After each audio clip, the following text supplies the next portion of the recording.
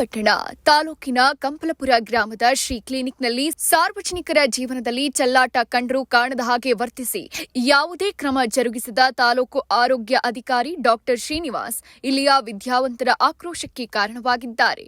ಪಶು ಸಂಗೋಪನಾ ಸಚಿವ ಹಾಗೂ ಚಾಮರಾಜನಗರ ಜಿಲ್ಲಾ ಉಸ್ತುವಾರಿ ಸಚಿವರಾದಂಥ ಕೆ. ವೆಂಕಟೇಶ್ ಅವರ ಹೆಸರನ್ನ ಬಳಸಿಕೊಂಡು ಕಾನೂನು ಬಾಹಿರವಾಗಿ ನಕಲಿ ವೈದ್ಯರನ್ನ ಇಟ್ಕೊಂಡು 4 ರಿಂದ 5 ಕ್ಲಿನಿಕ್ ದಂಧೆಗಳನ್ನ ಮಾಡ್ತಾ ಇತ್ತು.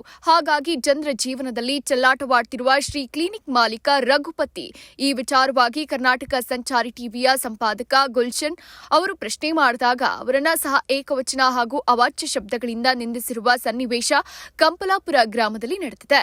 ಶ್ರೀ ಕ್ಲಿನಿಕ್ನಲ್ಲಿ ಸರ್ಕಾರದ ಮಾನ್ಯತೆ ಪತ್ರ, ಪಕ್ಕದಲ್ಲಿರುವ ಗುರು ಮೆಡಿಕಲ್ನಲ್ಲಿಯೂ ಕೂಡ ಕ್ವಾಲಿಫೈಡ್ ಇಲ್ಲದೆ ಬೇರೆ ವ್ಯಕ್ತಿ ಔಷಧಿ ಕೊಡ್ತಾರೆ. ಇದೆಲ್ಲವೂ ತಾಲೂಕು ಆರೋಗ್ಯಾಧಿಕಾರಿ ಮತ್ತು ಡಿಎಚ್ಒ ಕಂಡ್ರು ಕಾಣದ ಹಾಗೆ ವರ್ತಿಸುತ್ತಿದ್ದಾರೆ.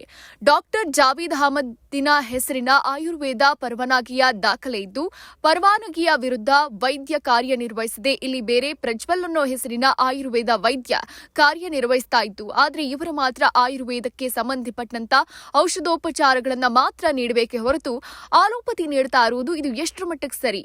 ಹಣ ಸಂಪಾದನೆಯ ದುರಾಸೆಗಾಗಿ ಅಮಾಯಕರ ನಾಗರಿಕರನ್ನ ಬಲುಪಶಿ ಮಾಡ್ತಾ ಇರೋದು ಈ ಮೆಡಿಕಲ್ ಮಾಫಿಯಾಗೆ ರಾಜ್ಯ ಆರೋಗ್ಯ ಆಯುಕ್ತರು ಇಂತಹ ಅನಧಿಕೃತ ಕ್ಲಿನಿಕ್ಗಳ ಮೇಲೆ ಕಾನೂನು ಸಮರ ಸಾರಬೇಕು ಅಂತ ಸಾರ್ವಜನಿಕರು ಒತ್ತಾಯಿಸಿದರು.